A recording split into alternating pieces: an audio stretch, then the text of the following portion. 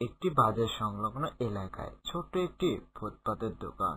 দোকানে সব সময় ভিড় থাকে। সে তার ব্যবসায় নতুন রূপে পরোটা বিক্রয় করছে। তার সেরা ডায়লগ, এক প্লেটে 3টে পরোটা, একটা সেদ্ধ ডিম, আনলিমিটেড তরকারি, 30 না 40।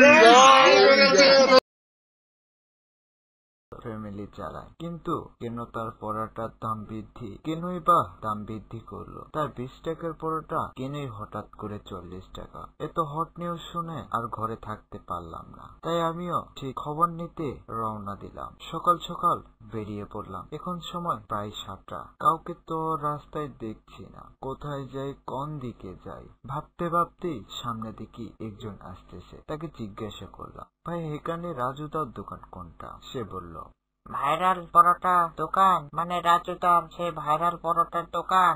হ্যাঁ তারই দোকান। রাতেই খুঁজতেছি। আসুন আমার সাথে, আমিও তার দোকানে যাচ্ছি কিছু পরোটা নিতে। বাড়িতে সবাই বলা বলি করছে তার ভাইরাল পরোটার কথা। আচ্ছা চলুন তাহলে। আমরা দুইজনে চললাম। 2 মিনিট হাঁটার পরে তার দোকানের সামনে গেলাম, কিন্তু কাউকে দেখছি না। ভাই কেউ নাই তো? দেখুন আজকে আসবে কিনা, আমি আরো বাজার করতে যাব। চলি ভাই, বলে লোকটা চলে গেল। আমি 5 মিনিট দাঁড়িয়েছিলাম। তারপরেও ভাবলাম সামনে এগিয়ে দেখি। তারপরে আমি হাঁটতে লাগলাম, কিন্তু রাস্তা তো ফাঁকা ফাঁকা কেন আজকে? একটি লোক নাই। দেখি সামনে কে যেন আসতেছে। সে এসেই বলল, আপনি কি রাজুদার পরোটার দোকান খুঁজছেন? আমি কিছু না ভেবেই বললাম, হ্যাঁ খুঁজছি, পেলাম না তো।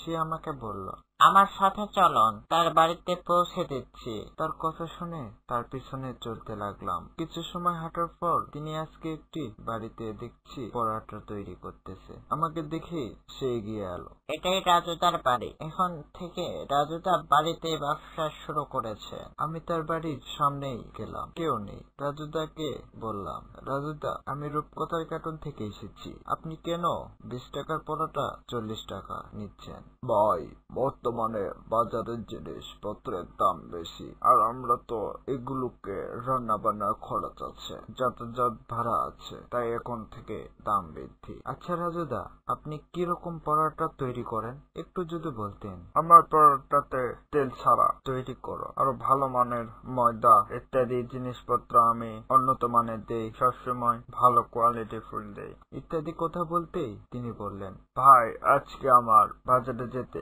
এমনিতেই লেট হয়ে গেছে। আমার 500 পিস পরোটা বিক্রয় করতে হবে। আপনি অন্যদিন আসুন, আপনাকে আমি সময় দিব। তার কথা শুনে বুঝলাম সে অনেক তাড়ায় আছে। এই কথা না বলেই আমি বিদায় নিলাম। তো বন্ধুরা, রাজুদার পরোটার দাম বৃদ্ধিতে কার কি মত কমেন্টে জানাও। তার সেরা ডায়লগটি ছিল, একটা করে পেঁয়াজ, একটা করে কাঁচা লঙ্কা, আনলিমিটেড তরকারি, 30 টাকা, 30 টাকা, যাতে ট্রেনের টিকিট হবে না। রাজুদা 40 হয়ে গেছিল তো, ডিম দিলে 40। বন্ধুরা আমাদের এই রূপকথার গল্পটি কেমন হয়েছে তা কমেন্টে জানাও। আর ভালো লাগলে লাইক করুন, বন্ধুদের মাঝে শেয়ার করুন। পরবর্তী তার পরোটার খবর পেতে আমাদের চ্যানেলটিকে সাবস্ক্রাইব করুন। ধন্যবাদ।